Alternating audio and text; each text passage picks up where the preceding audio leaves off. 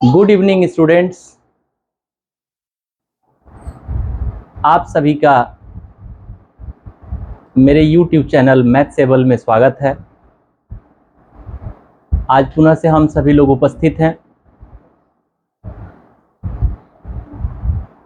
पीछे की जो हम लोगों ने अध्याय अर्थमेटिक प्रोग्रेशन समांतर श्रेणी शुरू की थी, उसका एक टॉपिक शेष रह गया था, टॉपिक नंबर 3। आज हम लोग उसी टॉपिक 3 को समझेंगे कि वो टॉपिक 3 में है क्या और उसमें करना क्या है। तो जैसा कि हम बताना चाहेंगे कि टॉपिक 3 में है सम ऑफ nth टर्म, जिसको हिंदी में भी हमने लिख दिया है n पदों का योगफल। ये अर्थमेटिक प्रोग्रेशन समांतर श्रेणी का चैप्टर है, जिसमें तीसरी topic sum of nth term. जो लोग भी ये टॉपिक देख रहा होगा, अगर वो 1 और 2 टॉपिक नहीं देखा है तो हमारे इसके पीछे की वीडियोस में जाके देख सकते हैं। इससे कोरिलेटेड टॉपिक 1 और 2 क्या था।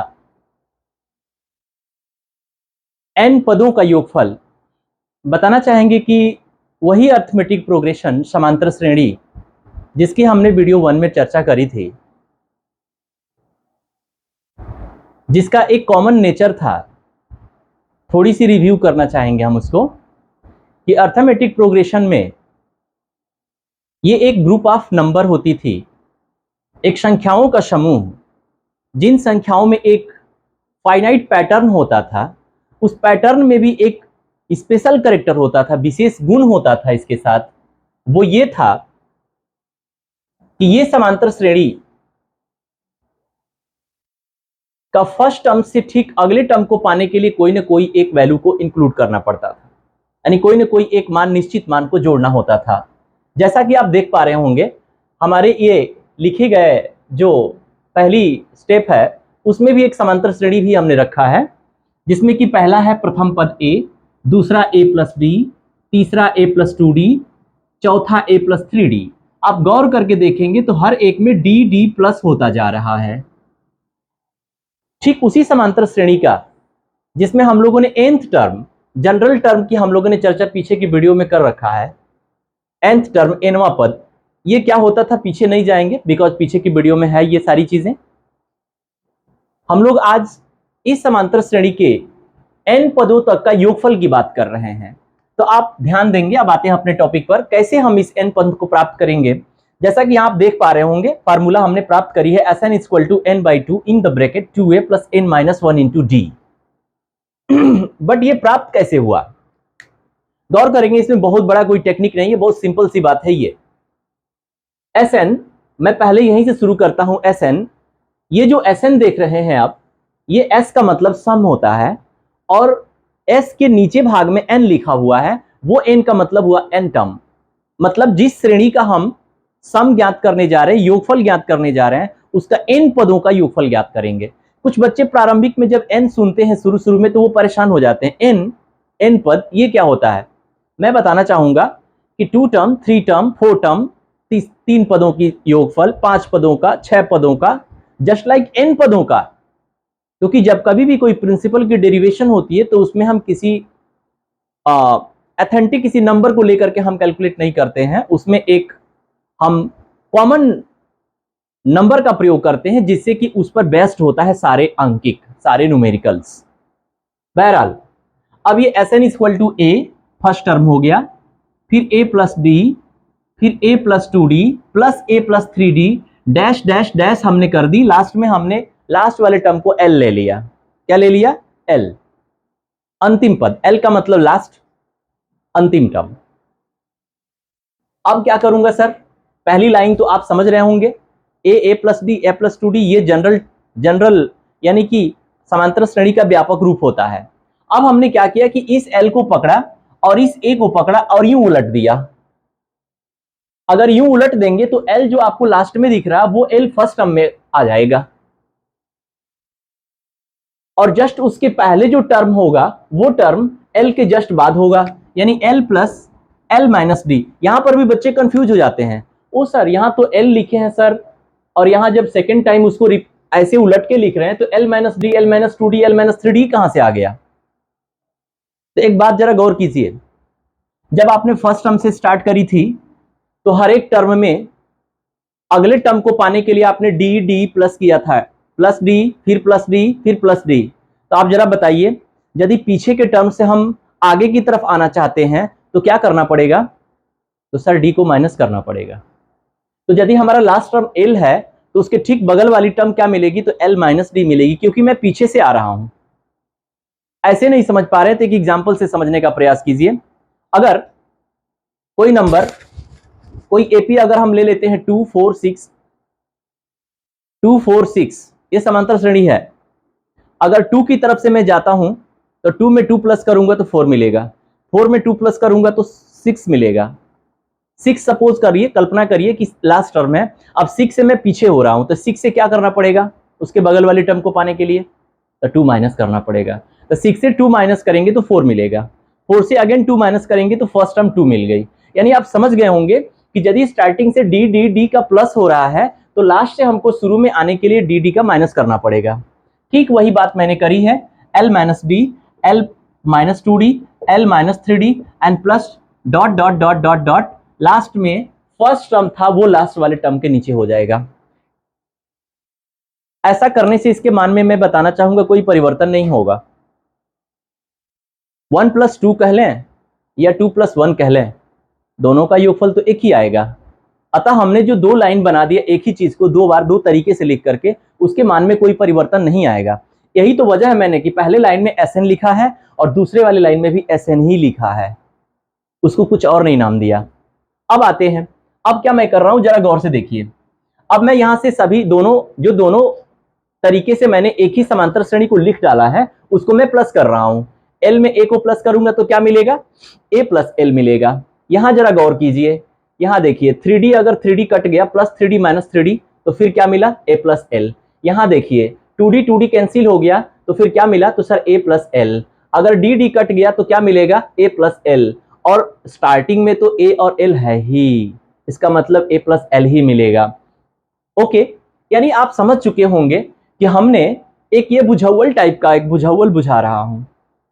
एक ही समांतर श्रेणी को हमने दो बार दो तरीके से लिख दिया, एक को शुरू से लास्ट में लिखा और उसी समांतर श्रेणी को एक बार उल्टा करके लास्ट से शुरू तक लिख दिया, और दोनों को जैसे ही मैंने जोड़ा तो एक बड़ी ही आश्चर्य करने वाली परिणाम हमको प्राप्त होती है। आप जरा गौर कीजिए, ये SN और ये SN अगर कोई भी चीज दो अगर एक साथ जुड़ती हैं तो वो 2SN बन जाएगी, इसमें कोई समझाने की बात नहीं है। अब आगे जैसे बढ़ेंगे A plus L plus A plus L plus A plus L plus A plus l, ये कितनी बार जाएगा सर? तो सर आपने तो पहले ही नामांकित कर दिया था सर यहां पर कि SN n टाइम्स। कितना टाइम्स? n टाइम्स, यानी n बार। n बार का मतलब n पद हैं इसमें। तो सर आप स्वाभाविक है, आप जरा गौर कीजिए, अगर कोई एक ही सेम नंबर को, अगर सपोज मान लीजिए कि हमने 2 को अगर 5 टाइम्स अगर मैं प्लस कर रहा हूं, 2 प्लस 2 प्लस 2 प्लस 2 प्लस 2, तो इतना लंबा 2 को 5 टाइम्स 2 2 2 प्लस करने से बेहतर है कि 2 इंटू 5 कर दूं तो भी 10 आएगा, और 2 को 5 टाइम्स उधर प्लस किया तो भी 10 आया। सिंपल कौन हुआ? 2 में 5 का मल्टीप्लाई करना। अगर कोई कॉमन नंबर है और 5 टाइम्स रिपीट प्लस में रिपीट हो रही है तो मैं उसको 2 into number of times multiply जब करते हैं तो रिजल्ट आ जाता है। ठीक यही फंडा मैंने यहां भी लगाया। A plus L A plus L A plus L, मैंने देखिए दूसरी लाइन में मैंने नोटिस किया है यहां पर n टाइम्स लिखा है, nवीं बार, n बार, यानी A प्लस एल कितनी बार प्लस हो रहा है? n बार। तो मैंने सीधे क्या लिख दिया? n into A plus L. यहां भी बच्चे बड़े भौचाका हो जाते हैं, ओ यार ये तो यहां पे ये लिखा, यहां शॉर्ट में कैसे लिख दिया सर ने? तो गौर करने वाली बात है कि A प्लस एल कितनी बार आया है? n times. तो मैंने n टाइम्स प्लस करने से बेहतर समझा n into A plus L, जैसा कि अभी हमने आपको उदाहरण देकर के समझाया। अब जरा आगे बढ़ते हैं, n in the bracket A plus L के बाद देखिए 2 है इधर, इसको मैं यदि इक्वेट करता हूं तो SN के साथ इसका मल्टीप्लाई का अगर रिलेशन है और वो अगर राइट हैंड में आएगा तो n के अपॉन में 2 मिल गया, यानी n/2 in the bracket A plus L. मैं बताना चाहूंगा कि ये पहला स्टॉपेज हो गया। SN का एक फार्मूला ये भी बच्चे जानते हैं, SN equal to n/2 A plus l. ये फार्मूले तब बच्चे प्रयोग में लाते हैं जब किसी AP के साथ लास्ट टर्म का जिक्र किया गया हो। अब हम इसको थोड़ा सा आगे बढ़ाते हैं, क्योंकि इस Sn का एक और भी रूप है जो नीचे में है, इसलिए मैंने लिखा अगेन यानी पुनः Sn equal to n by two in the big bracket a plus. मैं बताना चाहूंगा कि ये जो L है ना, जरा यहां गौर कीजिए, nth टर्म nवां पद जो हमने पहले टॉपिक में जिक्र कर दी थी, Tn जिसको बोला था आपने nth टर्म, उसी को An भी कहते हैं, उसी को L भी कहते हैं और उसी को जनरल टर्म भी बोलते हैं। कभी कभी पता Tn का बच्चा फार्मूला जानता होता है a plus n minus one into D, क्या पता चला एग्जाम के क्वेश्चन पेपर में वो जनरल टर्म कह करके उसको बोल दिया क्वेश्चन में, बच्चा भौचक्का हो जाता है। यार जनरल टर्म, व्यापक पद, व्यापक पद का क्या फार्मूला होता है? ये बेहतर होगा जानना कि एक ही Tn को कई नामों से पुकारा जाता है। Tn जो nth टर्म था nवां पद, उसको An भी, कितनी एनसीईआरटी की तो बुक में हमको लगता है कि An, हर जगह Tn को An ही बोलता है, और इसको कभी कभी हम लास्ट टर्म L भी बोलते हैं, और इसी को हम in the word general term Hindi में व्यापक पद बोलते हैं। तो ये बताना और आपके लिए जानना बहुत आवश्यक है, कब एग्जामिनेशन क्वेश्चन पेपर में कब इसको क्या नाम दे देगा नहीं पता।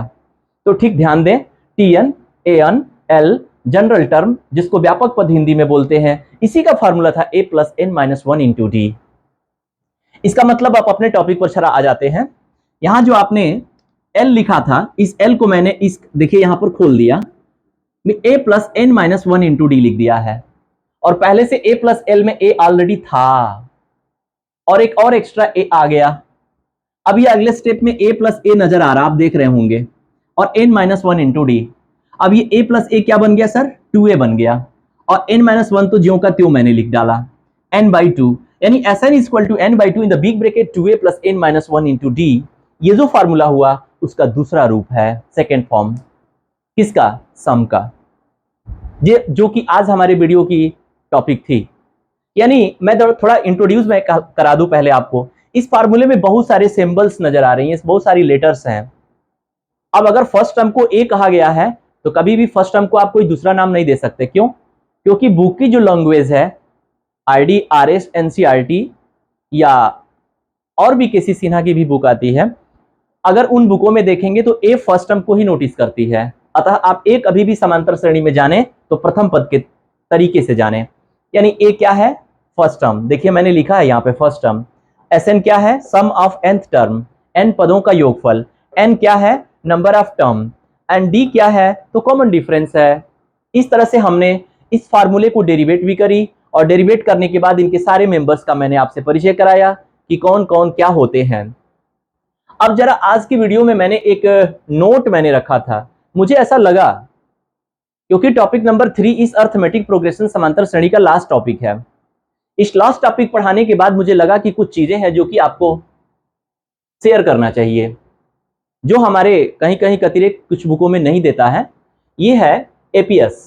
मैंने एक एग्जांपल से शुरू करी है इस नोट नंबर 1 को। अगर कोई एपीएस मैंने लिखा है 3, 6, 9, 12, ये आपको पता है समांतर श्रेणी में है, एपीएस में है, एपीएस में है मतलब समांतर श्रेणी में है। कैसे पता? तो सर वो तो पहले टॉपिक में आपने बता रखा था, 3 में 3 प्लस किया तो आपने 6 मिली, 6 में 3 प्लस किया तो 9 मिली, 9 में 3 प्लस किया तो 12 मिला, डैश डैश डैश, और भी आगे पद टर्म हो सकते हैं। जरा गौर कीजिएगा, ये अगर 3, 6, 9, अगर कोई 3 नंबर का मैं पेयर बना दूं, 3 नंबर का पेयर, जरा गौर से सुनिएगा, अगर कोई 3 नंबर का पेयर बना दूं और वो तीनों नंबर में एक कंडीशन है कि वो तीनों एपी में होनी चाहिए, यानी कि वो तीनों पदों के बीच में जो गैप होगा वो सेम होना चाहिए। अब देखिए, अगर ये 6 जो बीच वाला देख रहे हैं, अगर फर्स्ट और लास्ट दोनों को मैं प्लस कर दूं, 3 + 9 और हाफ कर दूं अपॉन 2, तो 12/2 क्या मिल गया? 6। वाह, ये तो गजब है। कोई भी 3 नंबर में अगर मिडिल टर्म को पाना हो तो फर्स्ट और लास्ट को प्लस करके बाई 2 करूं तो वो मिल जाता है। ये एक कॉमन नेचर है एपी का। ऐसे ही अगर 6, 9, 12 को अगर मैं ट्रिपलेट 3 कोई नंबर को एपीएस में रखा तो बीच वाली नंबर 9 को पाने के लिए 6 और 12 को अगर मैं प्लस कर दूं 18 होगा, बाई 2 करूं तो 9 मिल जाएगा। ओ आई सी, इसका मतलब ये नेचर है इसका। इसका मतलब कि मिडिल टर्म, ये एमटी मैंने जो लिखा है वो मिडिल टर्म है, शॉर्ट फॉर्म में मैंने लिखा है। इसका मतलब कि यहां से एक कंक्लूजन मैंने निकाला। पता क्या परिणाम निकाला? If small a and the b is in the APs, यदि कोई दो नंबर्स स्मॉल ए और स्मॉल बी है वास्तविक संख्या, अगर वो एपी में है तो उसका जो मिडिल टर्म होगा, जिसको हम एक नया नाम देते हैं अर्थमेटिक मीन, जो पीछे की कक्षा बिलो 9th हमने पढ़ा है, अर्थमेटिक मीन समांतर माध्य कहा करते थे वहां पर, वो अर्थमेटिक मीन दोनों संख्याओं के प्लस करने के बाद अपॉन 2 करते हैं तो वो प्राप्त हो जाता है, यानी am equal to small a plus b upon 2। इस तरीके से हमने आपको एक खास नेचर से परिचय कराया जो एपी में था। ऐसा नहीं कि ये जो मैंने परिचय कराया ये टॉपिक आप जानते नहीं थे, लेकिन अर्थमेटिक प्रोग्रेशन के रेस्पेक्ट में ये बात शायद ध्यान न गई हो आपकी, मैंने ध्यान दिलाने की कोशिश करी। इस तरीके से आज हम अपने समांतर श्रेणी मैट्रिक क्लास 10th चैप्टर की कॉन्सेप्ट समाप्त करता हूं और बता दूं ये टॉपिक 3 पर, ठीक इसकी अगली वीडियो एक टॉपिक 3 पर मैं बनाऊंगा, जिसमें कि ये कॉन्सेप्ट को मैं दिखा सकूं कि ये कॉन्सेप्ट हम अपने क्वेश्चनों में कैसे यूज करेंगे। तो वो टॉपिक वो वीडियो अगली होगी, जस्ट इसके बाद वो वीडियो होगी, उसके बाद पुनः हम फिर एक नया प्रोग्राम को लेकर के आएंगे। और आप एक बात ध्यान रखें कि जब कभी भी कोई टॉपिक देखें मेरे वीडियोज के साथ तो उसको स्किप ना करें, क्योंकि स्किप करने का मतलब होता है कि बीच में गैप होना। अगर ये कॉन्सेप्ट कोई बच्चा यहाँ से स्टार्ट करता है, लास्ट तक पहुंचना चाहता है, अगर वो बीच में स्किप करता है तो फिर वो टूट जाएगा क्वेश्चन, वो टॉपिक टूट जाएगी, फिर वो देखना और ना देखना बराबर सा है। अतः जब कभी भी आप वीडियो देखें तो फुल कंप्लीट देखें। इसलिए मेरी कोशिश है कि 15 से 20 मिनट की वीडियो हो ताकि आप बोर ना हो सके। और एक बात ध्यान रखें, आप कमेंट अवश्य करें, आपका कमेंट मुझे बल देता है, कितनों भी थकूं फिर भी वीडियो बनाने का हिम्मत देता है। तो कमेंट करें अवश्य कैसा लगा, और सब्सक्राइब भी करें, ये तो भूलना नहीं है, और लाइक भी करें, और अच्छा लगे तो किसी को, अपने मित्रों को शेयर भी करें। आज के लिए धन्यवाद।